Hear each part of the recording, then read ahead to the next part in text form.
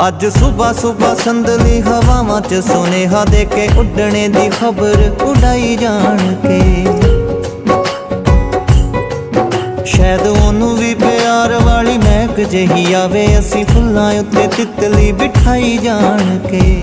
ਉਹਨੂੰ ਵੀ ਪਿਆਰ ਵਾਲੀ ਮਹਿਕ ਜਿਹੀ ਆਵੇ, ਅਸੀਂ ਫੁੱਲਾਂ ਉੱਤੇ ਤਿਤਲੀ ਬਿਠਾਈ ਜਾਣ ਕੇ। ਸ਼ਾਇਦ ਲੱਭਦਾ ਲਭਾਉਂਦਾ ਕਦੀ ਸਾਡੇ ਤੀਕ ਆਵੇ, ਅਸੀਂ ਉਹਦੀ ਇੱਕ ਚੀਜ਼ ਵੀ ਛੁਪਾਈ ਜਾਣ ਕੇ।